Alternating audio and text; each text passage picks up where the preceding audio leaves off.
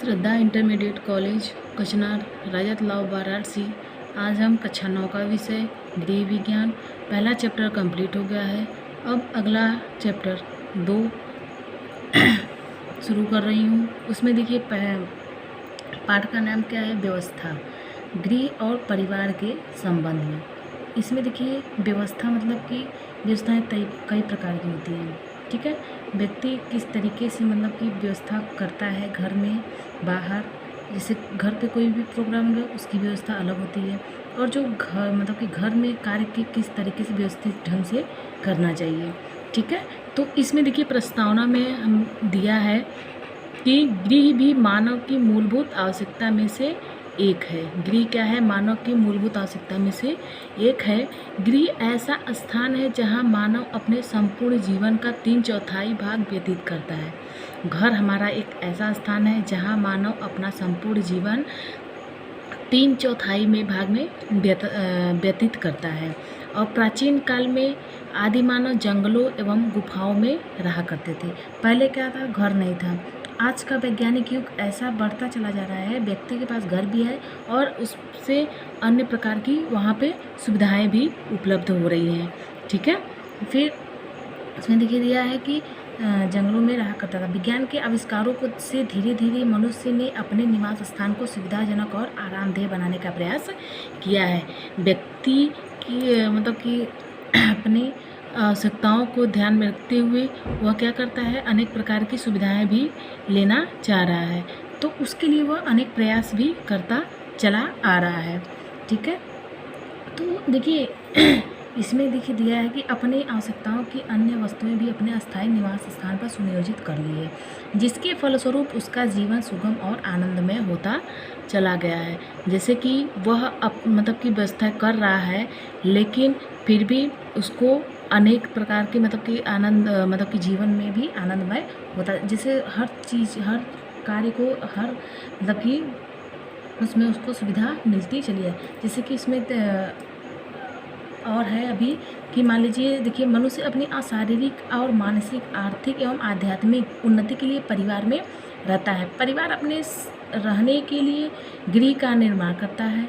गृह में उसे सुरक्षा, विश्राम, स्नेह, विश्वास एवं सुख शांति की अनुभूति होती है। परंतु ये सभी इस बात पर निर्भर करते हैं कि गृह व्यवस्था को संचालन कुशल हो। प्रश्न यह उत्पन्न होता है कि अगर मान लीजिए गृह व्यवस्था का अर्थ क्या होता है, कि व्यवस्था या प्रबंध एक मानसिक प्रक्रिया है जो योजना के रूप में प्रकट होती है तथा योजना के अनुरूप ही संपादित एवं नियंत्रित होती है। जैसे कि व्यवस्था का कार्य क्या है कि अगर मान लीजिए व्यक्ति घर में है तो उसे शारीरिक और मानसिक, आर्थिक, आध्यात्मिक उन्नति के लिए परिवार में रहता है, ठीक है। फिर इसमें देखिए दिया है कि व्यवस्था या प्रबंध एक मानसिक प्रक्रिया है जो योजना के अनुरूप योजना के रूप में प्रकट होती है तथा योजना के अनुसार ही संपादित एवं नियंत्रित होती है। मतलब कि व्यवस्था के रूप में योजना का कार्यान्वयन लक्ष्य प्राप्ति का उत्तम साधन बन जाता है। जैसे हम लोग व्यवस्था कर लेते हैं तो उसके योजना बना के कार्य को करते हैं तो उससे हमें लक्ष्य की प्राप्ति हो जाती है। देखिए इसमें एक राइटर ने कहा है, डेविस महोदय ने, के अनुसार व्यवस्था कार्यकारी नेतृत्व का कार्य है। यह मुख्यतः एक मानसिक प्रक्रिया है। यह कार्य के नियोजन, संगठन तथा सामूहिक उद्देश्य की पूर्ति के लिए अन्य व्यक्तियों के कार्यों के नियंत्रण से संबंधित है, ठीक है। जैसे किसी कार्य को पूरा करना ही व्यवस्था नहीं है। क्या व्यवस्था कि हम कोई कार्य को कर लिए तो हमारी व्यवस्था हो गई?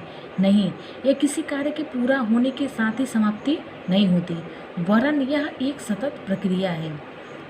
लक्ष्य की प्राप्ति तक तो चलती है, उसके साथ ही अगले लक्ष्य के प्रबंध में व्यस्त हो जाते हैं। जैसे हम लोग कोई कार्य करते हैं तो एक लक्ष्य नहीं रहता कि हमको मतलब कि एक कार्य हमारा पूरा हो गया तो हम उसको छोड़ दें, नहीं, तो उसी के साथ साथ हमारा अगला लक्ष्य भी निर्धारित हो जाता है कि हमको यह कार्य को इस व्यवस्थित ढंग से कैसे करना है, ठीक है।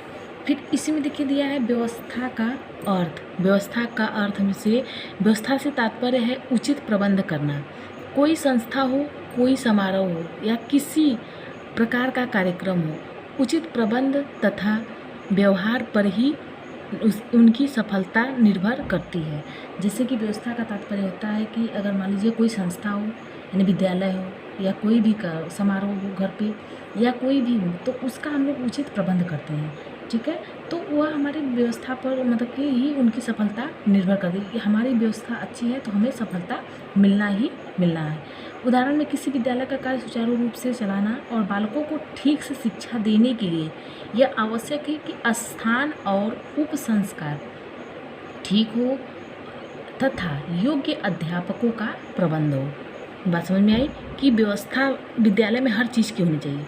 जैसे हो गया शिक्षा की व्यवस्था अच्छी तरीके से होनी चाहिए, कोई भी कार्य हो विद्यालय में, यानी कि बैठने की, पढ़ने की, लिखने की, हर सारी जो व्यवस्थाएं हों वहाँ पे टीचरों की व्यवस्थाएं भी अच्छी तरीके से होनी चाहिए।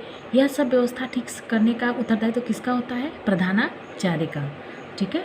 इसी प्रकार घर को सुखद, शांति और प्रसन्नता से पूर्ण बनाने का उत्तरदायित्व गृहिणी का होता है। इसी प्रकार अगर घर में है सुख शांति बनाने के लिए, प्रसन्नता को पूर्ण करने के लिए, बनाने के लिए वो किसका उत्तरदायित्व होता है? एक गृहिणी का होता है। जैसे ईंट, सीमेंट आदि से मकान तो इंजीनियर के निरीक्षण में राजगीर और मजदूर बना देते हैं, किंतु उस मकान को अपना और अपने परिवार का घर बनाने का पूरा भार किसका होता है? गृहिणी का होता है, ठीक है। ये नहीं है कि मतलब घर बन गया तो उसका कोई मतलब नहीं, कोई कुछ नहीं। तो घर बन गया तो मान लीजिए ये सब जो ईंट सीमेंट आदि जो बनाते हैं तो इसे एक इंजीनियर की रहती है, ठीक है। तो उसमें हमको ये सफलता मिलती है कि हमको किस तरीके से कार्य को करना है। तो यह सफल बनाना किसका कार्य होता है? एक गृहिणी का।